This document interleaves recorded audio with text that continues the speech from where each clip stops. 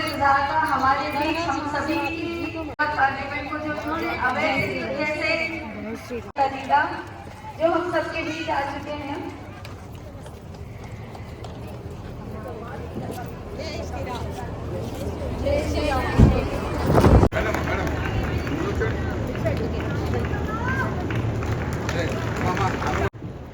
जय बोलो भारत माता की।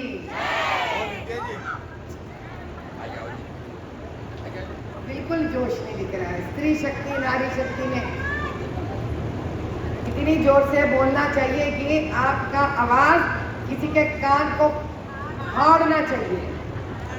जय बोलो नारी शक्ति की, जय बोलो नारी शक्ति की, जय बोलो नारी शक्ति की। इसके बाद किसी का मजाल नहीं होना चाहिए स्त्री का अपमान करने के लिए या स्त्री को कम कर बात करने के लिए। सारा देश विश्व अभी जान जाएगा इस चीज के बाद कि जिस दिन स्त्री ठान लेती है वो बड़े से बड़े दुश्मन को भी, दुष्ट शक्ति को भी विनाश करके रखे।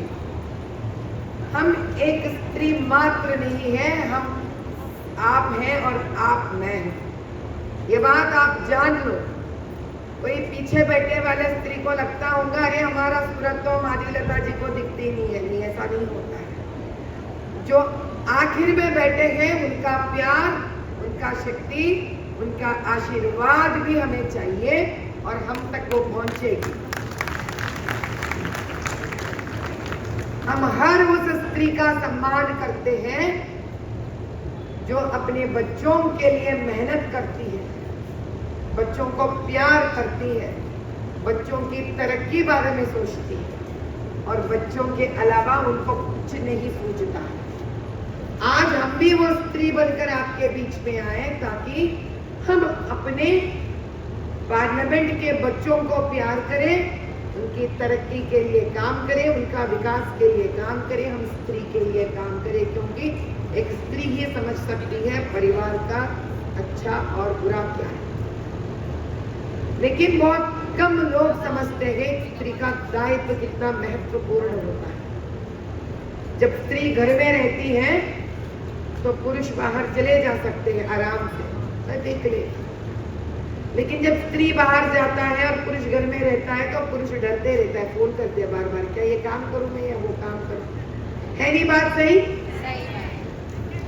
ఇంట్లో భార్య బయటికి వెళ్తే ఫోన్లు వస్తూనే ఉంటాయి. అరే నేను ఈ పని చేసినా, పెట్టినా, పెట్టలే, తిన్నారు, తినలే, వింటలేరు అని 100 ఫోన్లు వస్తాయి. అదే భర్త బయటికి పోతే ఒక్క ఫోన్ ఉండదు, హ్యాపీగా పోతాడు సుకూన్. అరే నా భార్య ఇల్లు మొత్తం చూసుకుంటుంది అంటే భార్యకి అంత శక్తి ఉంటుంది, స్త్రీలో అంత శక్తి ఉంటుంది. वो है स्त्री, वो घर भी संभाल ले सकती है और देश को भी संभाल सकती है।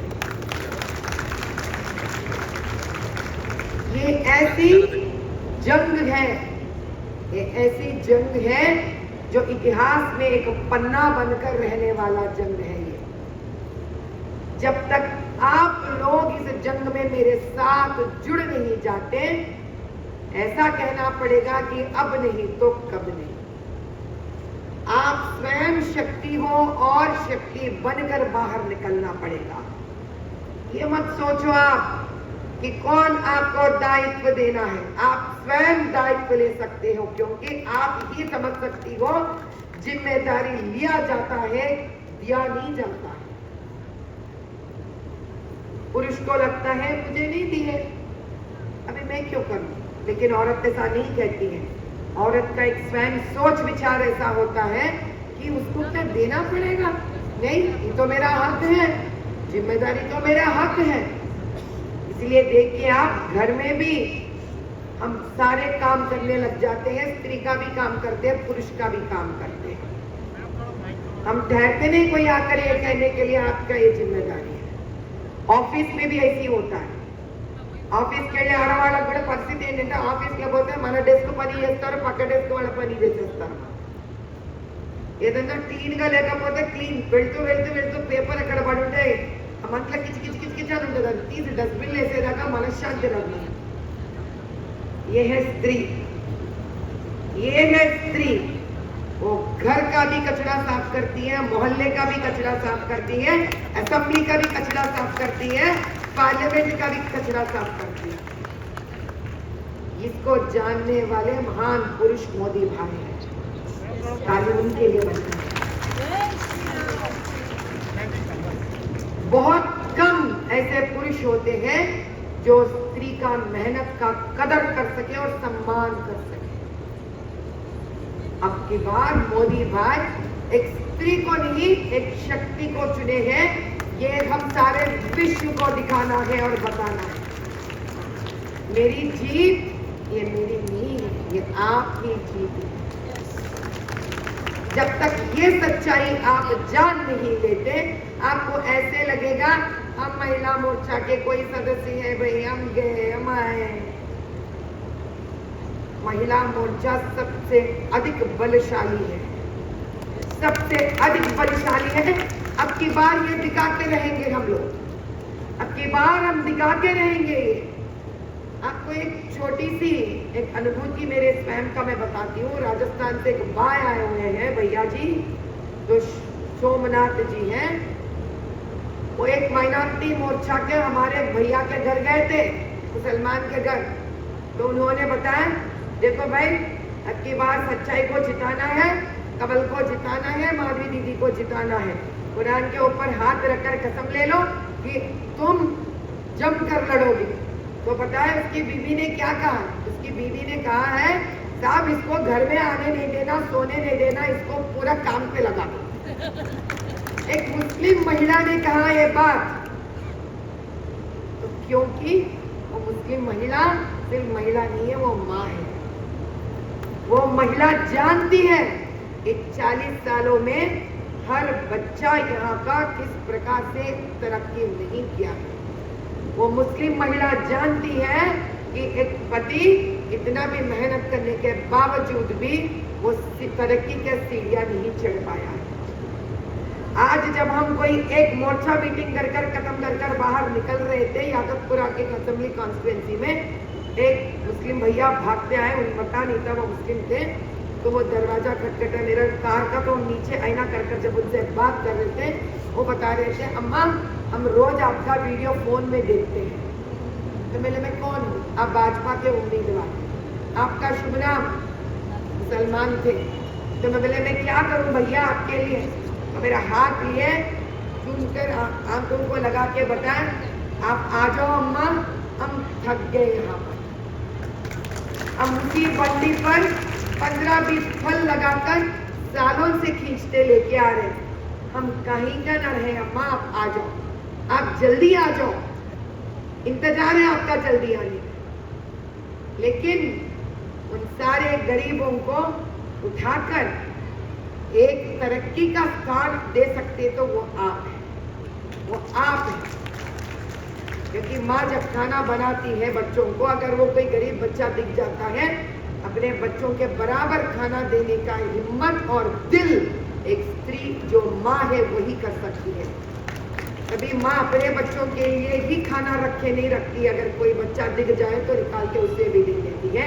वो माँ बन जाइए आप इस बार इलेक्शन पे, क्योंकि जब तक आपका दिल बड़ा नहीं हो जाएगा, एक गरीब औरत का घर कभी अभिवृद्धि के तरफ नहीं जा पाएगा।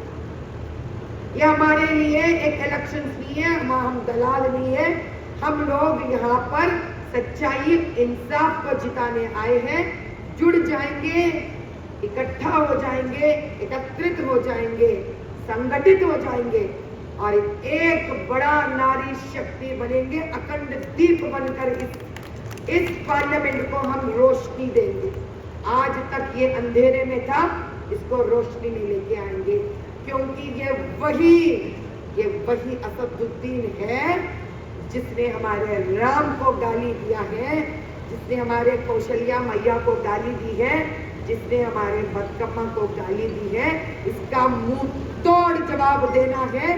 घर में बैठना नहीं है हमको, घर में बैठना नहीं है हमको, क्योंकि अगर हम घर में बैठेंगे तो कौशल्या माँ के आंखों में जो आंसू इसके वजह से आए हैं, जो सीता मैया के आंखों में जो आंसू आए हैं, जो बदकम्मा के आंखों में जो आंसू आए हैं, हर आंसू का जवाब लेना है हमको, हर आंसू का मुंह तोड़ जवाब देना है हमको, बदला लेना है हमको। मैं कह रही हूँ आप लोगों से, निकलिए, बाहर निकलिए, एक ज्वाला बनकर निकलिए, एक जवाब बनकर निकलिए, एक हल बनकर निकलिए, ताकि अब के बाद किसी में हिम्मत नहीं आना चाहिए औरत के तरफ इस प्रकार के लफ्ज बात करने के लिए। जून 4 तारीख को जीत का झंडा हमको लहराना है। देख लीजिए तो सही, एक स्त्री और नारी का शक्ति इतना है कि जो अपने आप को बड़े बड़े समझते हैं, सर झुकाना भी पड़ा, भगवा का कंडवा डालना भी पड़ा। अब बताइए इससे ज्यादा हार क्या देख सकते हैं हम? लेकिन इससे आप ज्यादा कॉन्फिडेंस मत हो जाइए, क्योंकि जैसा बच्चे होते हैं ना, बहुत अच्छा पढ़ लेते, दिन रात पढ़ते हैं। जितना भी पढ़ने दीजिए, परीक्षा का दिन हमको जाना पड़ेगा, परीक्षा देना पड़ेगा, रिजल्ट सुनना पड़ेगा। जो जोश आपके अंदर है, मई 13 तारीख को आप अकेले ही नहीं, वो मेरे वोट के अधिकारी, वो मेरे वोट के अधिकारी 50 और लोगों से वोट दिलवाने की लो जिम्मेदारी। समझ में आया? आपको जिम्मेदार बनना पड़ेगा, 50 और लोगों को उस दिन लेके आना पड़ेगा। अगर आप सोचेंगे धूप बहुत है, तो उसके बाद इन लोगों के गलत कामों के ज्वाला में हम जल जाएंगे, मर जाएंगे, राख हो जाएंगे। इससे अच्छा है मई 13 तारीख के धूप में जले हम लोग, लेकिन सच्चाई को बाहर लेके आए और न्याय को जिताए। मोदी भाई वहां से मुझे ये उम्मीदवार ठहराकर आपका इज्जत बढ़ाए हैं, आपको मौका दिए हैं। ये एक कदम आगे बढ़ाइए। बस हमारे पास बचे सिर्फ 6 दिन, गिनती सिर्फ 6 दिनों का है।